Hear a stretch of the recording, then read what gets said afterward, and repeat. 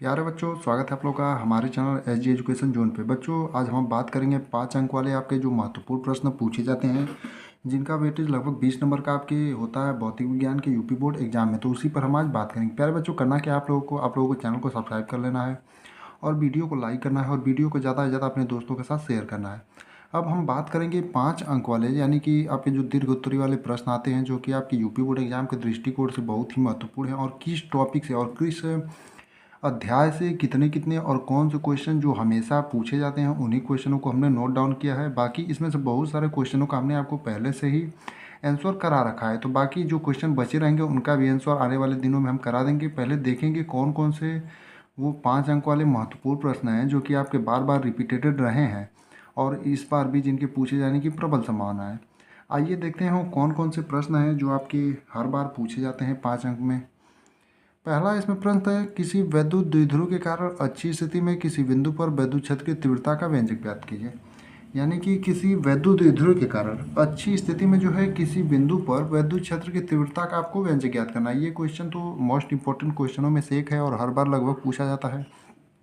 इस क्वेश्चन का आंसर हमने करा रखा है, अगर आप लोग जा करके देखेंगे तो प्लेलिस्ट बना होगा। प्लेलिस्ट में देखेंगे तो फिजिक्स का प्लेलिस्ट होगा, उसमें ये क्वेश्चन सॉल्व है। अगर इस प्रकार आपको नहीं मिलता है तो महत्वपूर्ण नियमों में भी देखेंगे। अच्छी स्थिति में वैद्युत क्षेत्र की तीव्रता का जो व्यंजक है उसको सर्च करेंगे और S G education zone last में चैनल का नाम डालेंगे तो ये आपके क्वेश्चन जो है वो वाला आ जाएगा, यानी कि सॉल्व के साथ। दूसरा है, स्थिर वैद्युत में गॉस की प्रमेय क्या है, यानी स्थिर वैद्युतिकी में गॉस की प्रमेय क्या है। ये क्वेश्चन भी बहुत इंपॉर्टेंट क्वेश्चनों में से एक है और लगभग हर बार पूछा जाता है। इस क्वेश्चन का भी हमने आपको सॉल्यूशन करा रखा है, इसे भी आप लोग जाकर के वीडियो के लिस्ट से देखेंगे तो गॉस के प्रमेय का जो है ये पूरा डेरिवेशन करा रखा है। ये इसको भी आप लोग जरूर देखिएगा क्योंकि ये बहुत ही इंपॉर्टेंट क्वेश्चनों में से आपका 5 नंबर में से एक है। और आप लोग देख सकते हैं कि जो पहला चैप्टर है उससे जो है आपके जो दीर्घ उत्तरी प्रश्न कुछ ज़्यादा ही क्वेश्चन होते हैं, तो आप लोगों को ध्यान से इन क्वेश्चनों को पहले तैयार करना है क्योंकि यहाँ से आपके 20 नंबर के जो है तैयार हो जाएंगे प्रश्न। तीसरा प्रश्न है, अनंत लंबाई के समान रूप से आवेशित सीधे तार के निकट वैद्युत क्षेत्र की तीव्रता का व्यंजक गॉस के प्रमेय की सहायता से ज्ञात कीजिए। यानी जैसे गॉस की प्रमेय थी उसी से संबंधित ये भी क्वेश्चन है। इसमें करना क्या है आपको, अनंत लंबाई के समान रूप से आवेशित सीधे तार के निकट वैद्युत क्षेत्र की तीव्रता का व्यंजक ज्ञात करना है गॉस की प्रमेय की सहायता से। यानी कि इसमें भी आपको गॉस की प्रमेय की सहायता से अनंत लंबाई का जो समान रूप से आवेशित सीधा तार होता है उसके निकट वैद्युत क्षेत्र की तीव्रता का व्यंजक ज्ञात करना है। इसी प्रकार अब चौथा प्रश्न देखते हैं। चौथा प्रश्न जो है वो है, वैद्युत विभव की परिभाषा लिखिए। यानी वैद्युत विभव की परिभाषा लिखना है।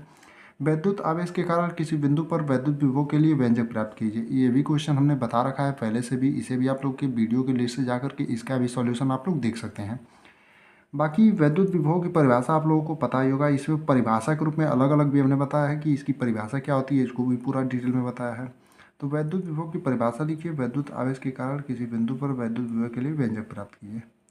अगला क्वेश्चन है, समांतर प्लेट संधारित्र की धारिता के लिए व्यंजक का निगमन कीजिए। यानी समांतर प्लेट संधारित्र की जो धारिता होती है उसके लिए आपको व्यंजक का निगमन करना है। इसकी धारिता को कैसे बढ़ाया जा सकता है, यानी इसकी धारिता जो है उसको कैसे बढ़ाया जा सकता है, ये भी आपको बताना रहेगा।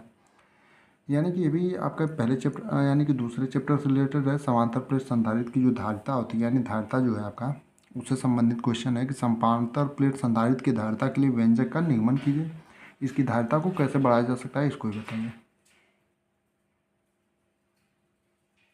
अगला जो क्वेश्चन है वो है, गॉस के नियम का उपयोग करके एक समान आवेशित अनंत समतल चादर के कारण विद्युत क्षेत्र की तीव्रता ज्ञात कीजिए। ये भी आपका पहले चैप्टर से ही संबंधित क्वेश्चन है, जिसमें आप देख सकते हैं गॉस के नियम का उपयोग करके एक समान आवेशित समतल चादर के कारण विद्युत क्षेत्र की तीव्रता ज्ञात करना है। यानी गॉस के नियम का ही प्रयोग करके आपको एक समान आवेशित अनंत समतल चादर के कारण विद्युत क्षेत्र की तीव्रता ज्ञात करनी है।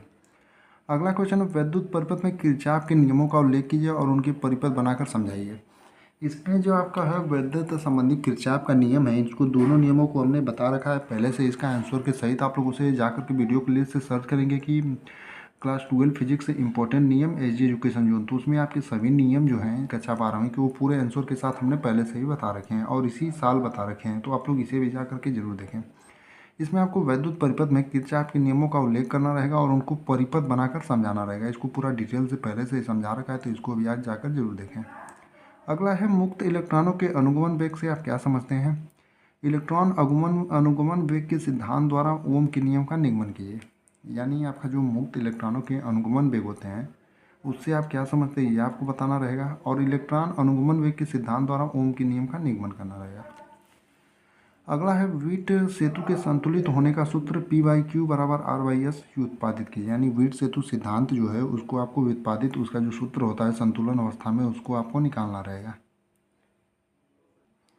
अगला यानी कि 10वां प्रश्न है, किसी धारावाही चालक के कारण उत्पन्न चुंबकीय क्षेत्र का संबंध में बायो-सेवर्ट के नियम का उल्लेख कीजिए। यानी किसी धारावाही चालक के कारण उत्पन्न चुंबकीय क्षेत्र के संबंध में बायो-सेवर्ट के नियम का उल्लेख कीजिए। जैसा कि हमने आपको पहले भी बताया था, जब किरचॉफ के नियम वाला प्रश्न आया था तो उसमें बताया था कि आप अगर सर्च करेंगे क्लास 12 फिजिक्स इंपॉर्टेंट नियम जो आपके हैं महत्वपूर्ण नियम बाई एसजी एजुकेशन जोन, तो उसमें आपके जो महत्वपूर्ण नियम है सबको हमने आंसर के साथ और उनके सूत्र का निगमन भी करा रखा है।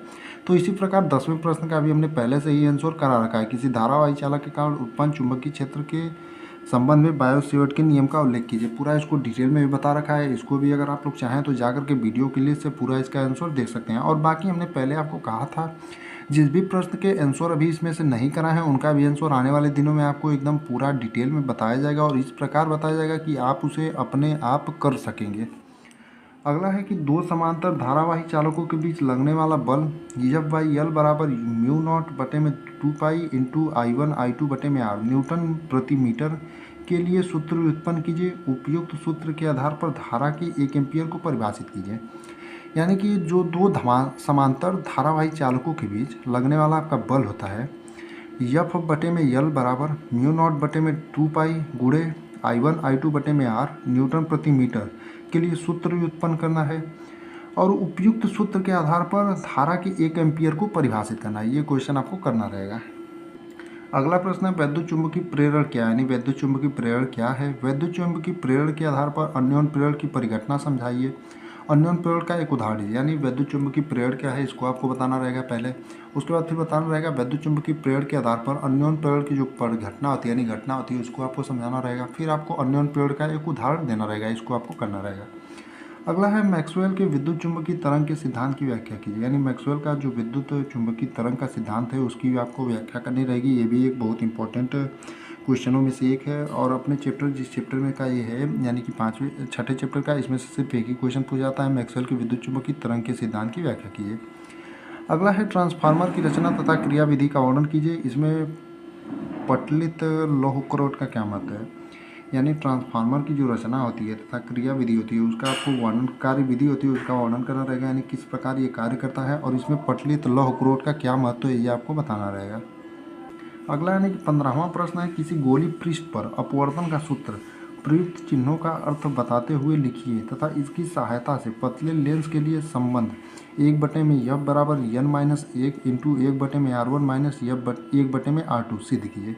यानी किसी गोली पृष्ठ पर अपवर्तन का सूत्र जो है प्रयुक्त चिन्हों का अर्थ करते हुए लिखिए। इसकी सहायता से पतले लेंस के लिए जो 1/F बराबर n-1 इंटू 1/R1 -1/R2 सिद्ध कीजिए। इसको आपको सिद्ध करना रहेगा। अगला है कि एक अपवर्तनी खगोलीय दूरदर्शी का किरण आरेख खींचिए तथा जब अंतिम प्रतिबिंब स्पष्ट दृष्टि की न्यूनतम दूरी पर बनता है इसकी आवर्धन क्षमता के लिए व्यंजक भी स्थापित कीजिए। यानी एक अपवर्तनी खगोलीय दूरदर्शी का किरण आरेख आपको खींचना रहेगा जब अंतिम प्रतिबिंब स्पष्ट दृष्टि की न्यूनतम दूरी पर बनता है तब इसकी आवर्धन क्षमता के लिए व्यंजक भी स्थापित कीजिए। ये भी आपको करना रहेगा।